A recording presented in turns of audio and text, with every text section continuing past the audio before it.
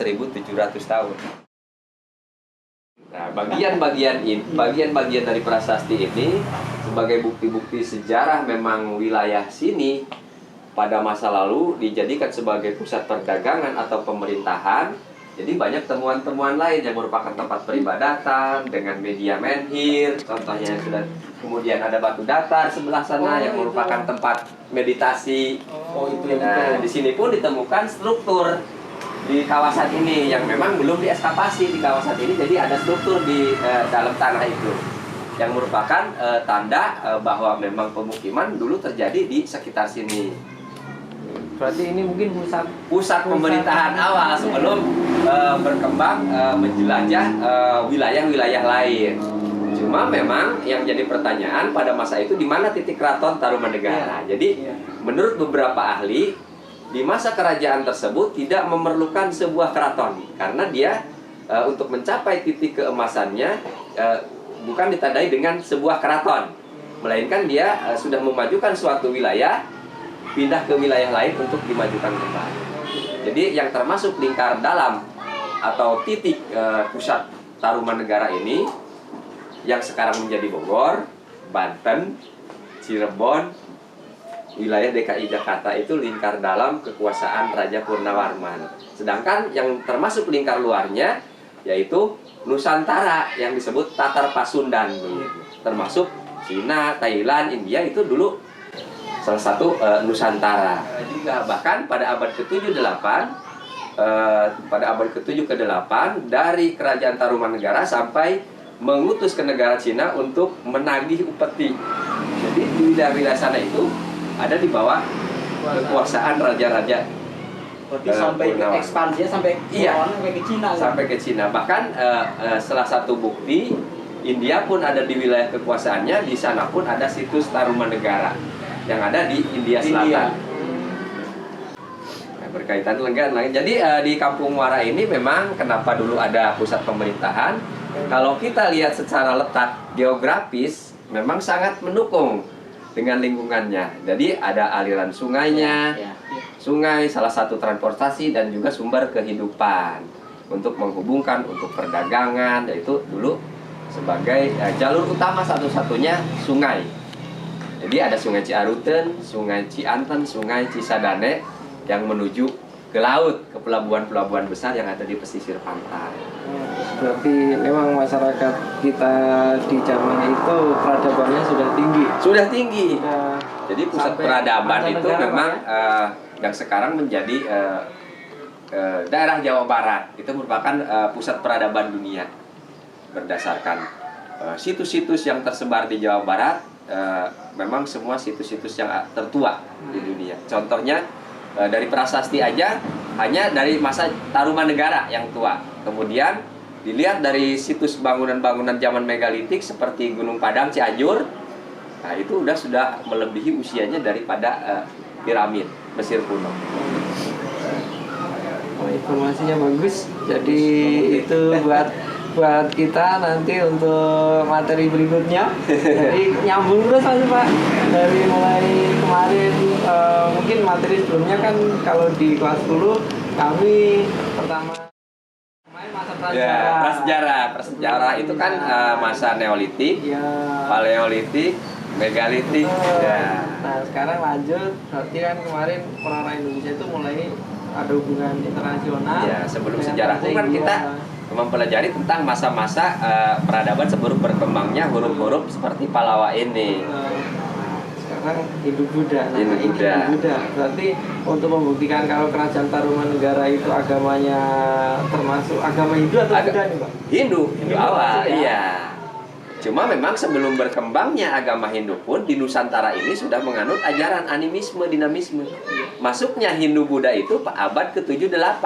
Setelah istilahnya para pengrajin dari India masuk ke tanah Jawa itu membuat arca-arca seperti Wisnu, Siwa itu dijadikan sebagai mediator untuk melakukan upacara persembahan. Untuk tempat peribadatan, pendopo, bangunan. Kalau peribadatan orang dulu yang jelas masa prasejarah itu menggunakan dengan media menhir ataupun mungkin tempat ibadah, mungkin bentuk bangunan kayak Bentuk bangunan. semacam candi gitu Iya. kan ya. Cuman yang tersisa segini. Begini, belum ada temuan lagi. Ada temuan pun adanya di bawah batu itu dulu Itu posisinya ada di atas karena memang erosi, perubahan zaman, olahan manusia jadi jatuh Pak. Jadi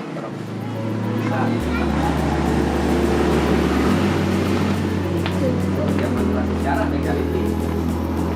Megalitik kan ada di atas batu, bahkan ada beberapa pendapat ini karena orang itu mempunyai kesaktian, ini kan bekas lutut ini.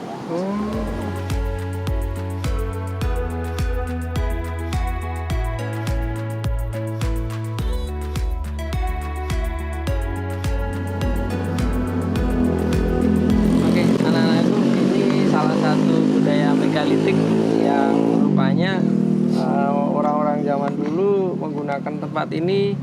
Tadi disampaikan oleh Bapak Gandhi, ini adalah tempatnya untuk semedi. Ya, jadi tempatnya. Jadi memang banyak zaman-zaman megalit. Iya. Ini ditemukan peralatan-peralatan dari batu yang batunya itu besar-besar. Jadi itu untuk kepercayaan mereka. Yang ini juga dulunya di situ, di bawah. Di bawah. Karena banyak kepentingan ya anak sekolah, kita harus cari titik yang aman, diajukan dan dipindahkan. Slowly. Yang Muara Cianten juga kalau pas sudah pelaksanaannya pasti rame Pak, dari mana-mana lihat. Ini aja 2 bulan Pak prosesnya. Ini dari, Menariknya doang. wah, dari bawah ke sini. Iya. Dengan menggunakan alat manual katro begini Pak. Melibatkan sekitar 100 orang tenaga kerja.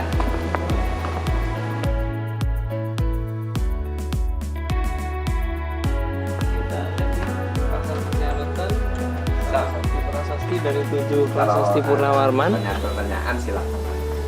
Bahasanya bahasa Sanskerta. Ada di bawah. Kalau bisa juga di sini mah kan udah bisa toilet nggak ada. Kalau di sana yang di atas kita jadi di antara ketujuh prasasti Tarumanegara ini yang pertama dibuat oleh Purnawarman. Tulisannya jelas banget. Masih jelas. Pikranta Sapanipate, Srimata Purnawarmana, Tarumanagaran Rasa, Pisnori, Papadan, Payam.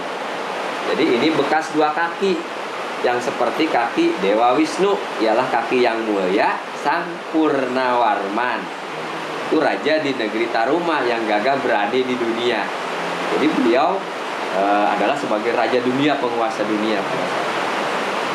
Kondisi prasasti dulu memang ditemukan di sungai pada tahun 1683 oleh N.W. Hopperman dan dilaporkan ke pemerintah setempat bahwa ini salah satu prasasti yang harus diamankan. Nah, kemudian di tahun 1970-an banyak orang-orang datang melakukan penelitian. Nah, tahun 1981 melalui proses pengajuan yang cukup panjang memang dan baru dilaksanakan tahun 1981 pemindahan prasasti Ciaruten yang dulunya di sungai sekarang sudah berada di tempat yang lebih aman. Bisa dibayangkan teknologi waktu itu yang digunakan untuk nulis ini loh. Nah. Apakah pakai tatah kulit alat ukir? Nggak mungkin dong. Kayaknya ini pun untuk bikin lentungan tapak kaki ini agak sulit nih. Nah ini ahli ukir yang paling profesional pun agak susah kalau zaman sekarang. Jadi yang mungkin salah satu keajaiban juga ya. Iya. Kalau zaman dulu mungkin masih memiliki ilmu-ilmu Percaya Mbak ya. Iya, jadi memang dengan kekuatan natural spiritual ini melakukan sesuatu kegiatan membuat budaya itu tidak sembarangan, walaupun memang dengan temuan-temuan alat pada masa itu hanya alat batu yang dipakai. Kenapa hasilnya seperti ini kalau tidak menggunakan secara kekuatan? Dan batu dipanaskan nggak bisa. Makanya kita ajukan kepada pemerintah karena waktu di sungai masyarakat ataupun para pengunjung belum mengenal dengan namanya undang-undang perlindungan mengenai tentang cagar budaya. Jadi ada terjadi pahatan-pahatan tahun 1960, 1955, 66 itu ada terjadi vandalisme karena memang belum ditetapkan dan belum dipasang papan-papan informasi larangan mengenai tentang prasasti Ciarute. Ada bekas ini paling Ini ada anak SMA. Jadi keluar Ini undang-undang, SMA. ya, keluar undang-undang cagar budaya itu tahun 1992 ditetapkan dengan hukum-hukum. Stempel nggak mungkin Pak. Yang Di apa nih nggak mungkin kayaknya. ini. jadi kenapa Purnawarman atau raja-raja lain meninggalkan jejak? Ikutilah jejak dia, kepemimpinan dia, cara membangun bangsa dan negara.